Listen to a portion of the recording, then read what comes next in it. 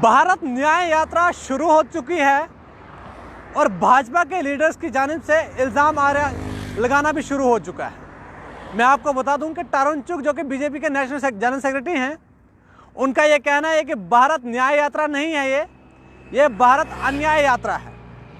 आप जानते हैं कि राहुल गांधी जी ने एक बार फिर से भारत न्याय यात्रा जो है वो शुरू कर दी है, लेकिन आप बीजेपी के जनरल सेक्रेटरी तरुण चुग ने उन्हें इस बात पर क्रिटिसाइज़ किया है कि ये भारत अन्याय यात्रा है। ये भारत अन्याय यात्रा इसलिए है क्योंकि कांग्रेस ने पिछले 4 दशकों से हिंदुस्तान के अवाम के साथ, हिंदुस्तान के लोगों के साथ अन्याय किया है और आज ये लोग अपने आकाओं को खुश करने के लिए ये भारत न्याय यात्रा कर रहे हैं। आपको याद होगा, कांग्रेस ने पहले कन्याकुमारी से जम्मू कश्मीर तक भारत जोड़ो यात्रा की थी। तब भाजपा ये कह रही थी कि इन्होंने ये भारत तोड़ो यात्रा शुरू की है, लेकिन भारत जोड़ो यात्रा करने से कांग्रेस को फ़ायदा क्या हुआ? जब 5 राज्यों में असेंबली के इंतखाबात आए तो 5 में से 3 में बीजेपी ने जीत दर्ज की। तो आप समझ सकते हैं कि भारत जोड़ो यात्रा से कितना फ़ायदा जो है कांग्रेस को हुआ या फिर कितना फ़ायदा जो है भाजपा को हुआ। तरुण चुग ने यह भी कहा कि ये वही कांग्रेस है जिन्होंने 1984 के दौरान में सिखों का कत्लेआम करवाया था और आज तक माफ़ी नहीं मांगी।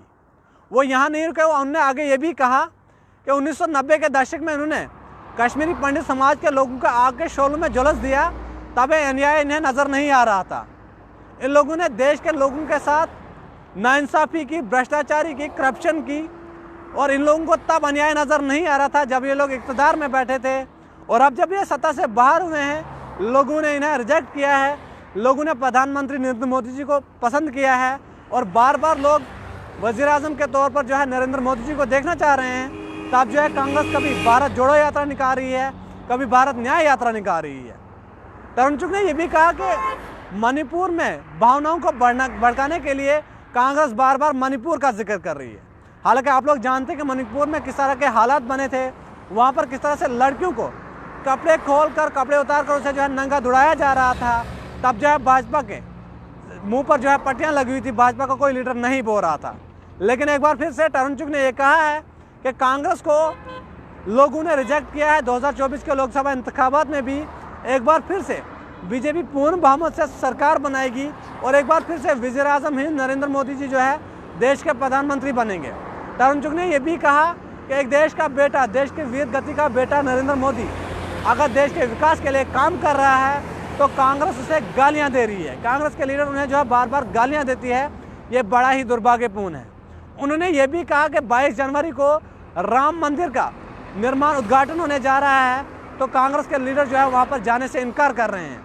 उन्होंने ये भी कहा कि कांग्रेस ने पिछले कई सालों से राम मंदिर को बनाने में रुकावट पैदा की थी, लेकिन आज जब राम मंदिर बनने में कुछ देर नहीं बाकी रह गए हैं, मतलब उसका उद्घाटन होने में कुछ दिन बाकी रह गए हैं, तो कांग्रेस के लीडर वहाँ जाने से जो है इनकार कर रहे हैं और उस पर भी सियासत कर रहे हैं। ये बिल्कुल भी नहीं होना चाहिए। ये कांग्रेस के लीडर्स का दुर्भाग्यपूर्ण है कि वो लोग जो है वहाँ पर नहीं जा पा रहे हैं या फिर वो जो है इस बात को क्रिटिसाइज़ कर रहे हैं। बीजेपी की लीडर्स का ये भी कहना है कि जिनको राम मंदिर का पता नहीं है, बगैर राम मंदिर बनने का पता नहीं है, वो लोग जो है इस देश की भलाई के लिए क्या कुछ काम करेंगे। बहरहाल भारत न्याय यात्रा शुरू हो चुकी है और आपको बता दें कि भारत न्याय यात्रा के बाद अब फिर 2024 के लोकसभा इंतखाबात भी आने वाले हैं। असेंबली इंतखाबात में भारत जोड़ो यात्रा से कांग्रेस को कितना फ़ायदा हो वो भी आपने देख लिया। अब भारत न्याय यात्रा से कांग्रेस को कितना फ़ायदा होगा 2024 के लोकसभा इंतखाबात में, वो भी आने वाले वक्त में पता चलेगा।